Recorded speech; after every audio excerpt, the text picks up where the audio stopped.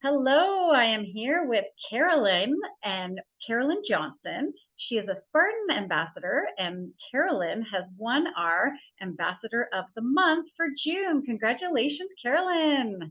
Thank you. Amazing. I'll get you to introduce yourself and your history with Spartan. So let's start with how long have you been racing for?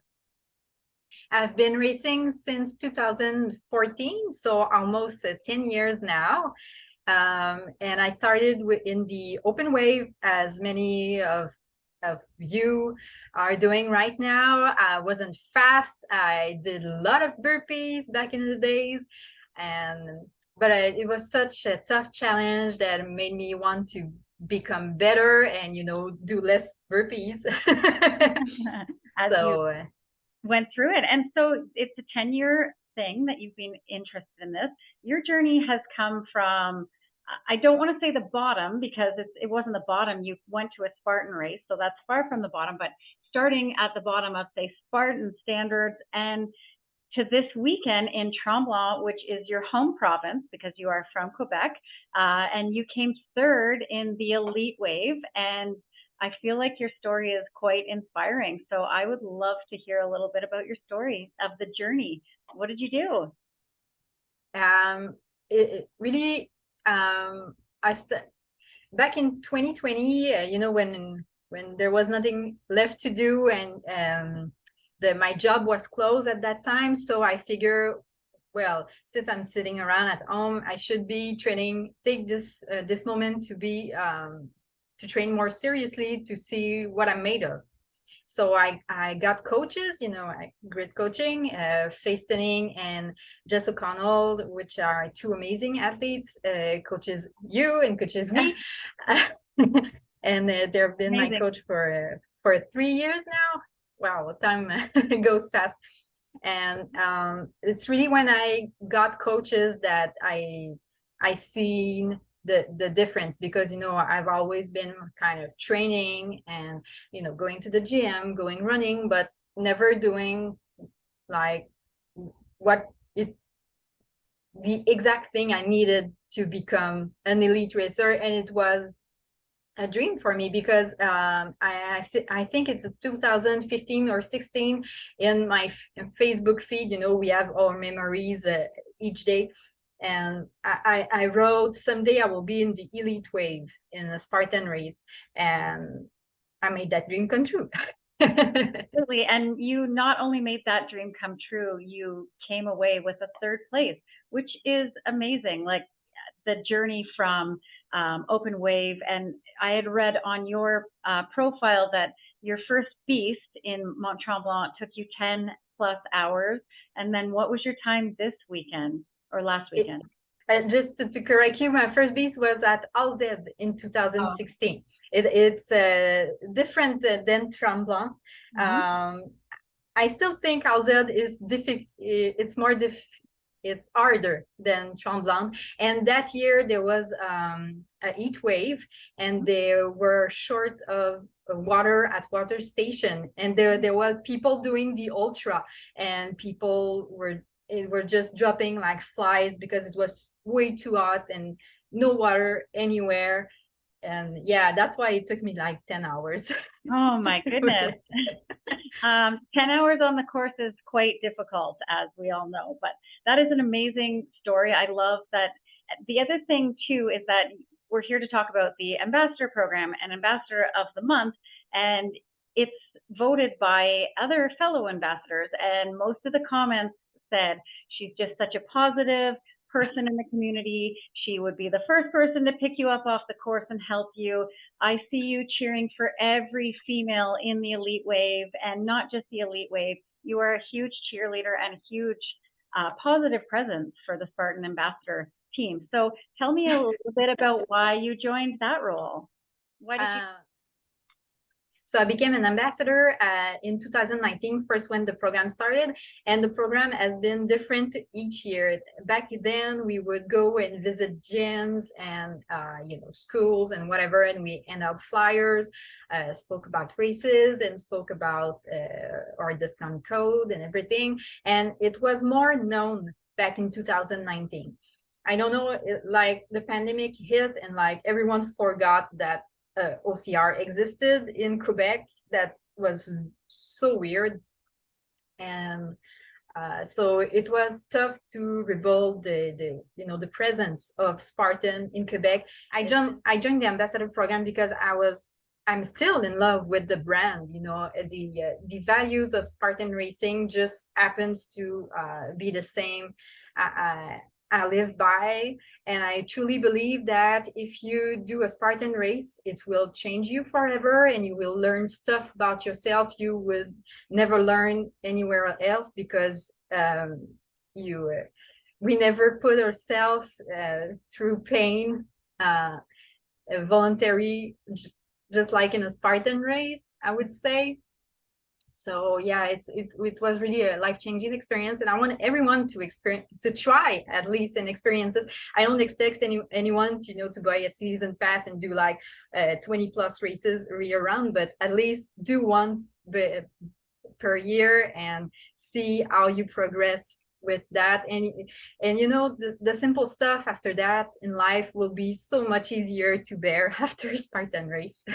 It's so true. And I feel like you're exactly right about the pandemic. Things changed so much, and some of the things that we all really loved didn't become back as popular. I mean, I feel like things are ramping up now because people are more excited to do things, and the ambassador program has ramped up as well. But I feel the same way all of a sudden.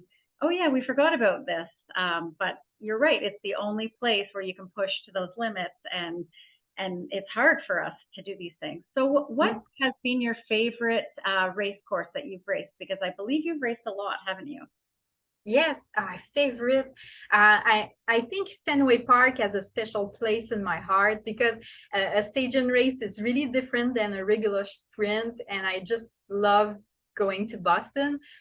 But if I speak about Canadian location race venue, I would have to say Stoneham, because it's in Quebec City, it's in my hometown, it's like 20 minutes drive from my home, and it's such a beautiful mountain, and it's such a tough challenge. It's similar to Tremblant, a bit smaller, but still it's just so fun to be able to sleep at your home and go to your race and not having to go to the hotel and everything. But Stoneham has really a special place in my heart. And I did try to do an ultra in 2021, which I didn't finish. And I always thought if Spartan would put a trifecta weekend and ultra would came back to Stoneham, maybe I would try it again, because I would want that belt buckle saying, Quebec. For sure. And I think the 2021 Tremblant was a lot harder. I think very similar course, but the weather was so much worse than this year. So I'm very thankful for that. But I think the do not finish rate was a lot higher than this year. So yeah, but in 2021 the only ultra that happened was at Blue Mountain. Oh, sorry, I got confused with the Tremblant. 2022. No, that's and that one was hard too. I heard from people that was a very, very hard race, and cold as well. So what do you like most about being in the ambassador program? What do you love about it? I love the people most, the community. We always speak about the community, and it's even more tighter in the ambassador group, and we're always looking for new ambassadors. So there's always new people now. It's hard to keep track and to know everyone, but still it's nice to be there's more of us. It's so and I just like to have that inside info that it's kind of secret, and I was like, and it's so exciting because we have some news that's gonna be shared the day after or whatever, but still most of the time we're the first to know, and it's fun. Yeah, I find that really exciting too. We get a little piece of information maybe 24 hours before, but we're all excited about that. And so that's another great reason to enjoy the program as well. So what is your next race? Which one are you doing next? And are you going to continue with Elite? What is next for you? Yes, definitely staying in elite waves. The ladies are so amazing. That's why I want more girls, you know, to come in the elite wave. And I spoke to two awesome ladies at Mont Tremblant who were doing awesome in age group. I was like, what are you doing in age group? Come up in elite. And they were so fast. And that's why I was so confused when I crossed the line at Tremblant, because those two women, you know, they passed me, but they were in age group. So I got a podium, but still they were faster than me. And if they were signed up in elite, those girls would have been on the podium, you know? Yeah, it is interesting that the jump between age group and elite. What made you decide between the two? You know, sadly, there's a lot of cheating in age group. I've witnessed a lot of cheating in age group. I know we don't have, well, in elite, we don't have prize money anymore. But back then, when I decided to quit the age group, there was no prize money, but still I wanted my race to reflect how I did, and not reflect how the other cheated, you know, because they didn't do their burpees. So maybe I don't know, I was 10th, but maybe I would have been like 8 or 7 if the other girls would have done their burpees. You know, it was no podium, no prize or anything, but it wasn't reflecting my effort. So I figured if I'm good enough to go in elite, at least my result will reflect my effort.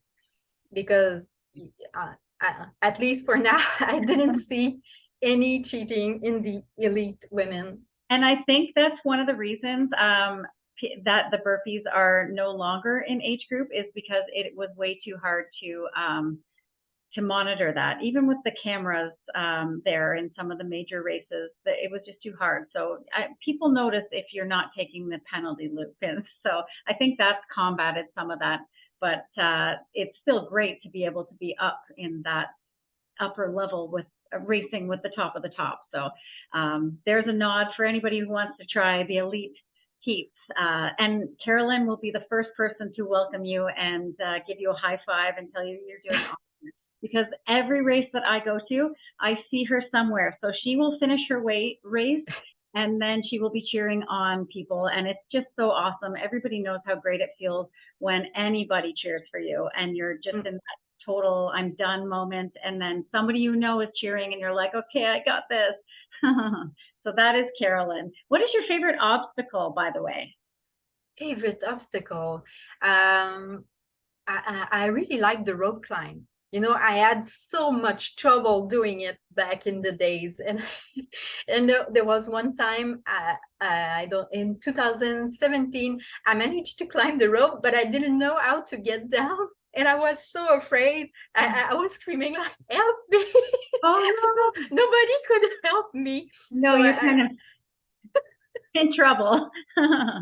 But I managed to get down, and, you know, and because I didn't expect like to climb it all way at that time. But now it's a really easy obstacle for me, and I really enjoy it. So yeah, the rope climb, I like it. Amazing. I really like the rope climb too. But yes, if you get up there and you don't know how to get down, you are going to feel fire on your hands if you just fall down. Luckily, they have now, when I first did my first race, they didn't have these, but the big crash map, which I feel like those help with like ankle rollovers. You're not going to get the same ankle rollover kind of scenario. Also, the ropes being shorter helps to not fall on the rope and then do the ankle rollover as well. So amazing. Absolutely. Well, we will look forward to hearing and seeing everything that you'll be doing in the future. It's really interesting to watch your story. I love your race recaps. I think Karolynne gives the best race recap. If you want to know exactly how the races went, you should follow her on social media because it's quite interesting. And then she'll recognize you. She'll give you a high five on the course, I promise. Thank you. That's really kind of you to say, Jill.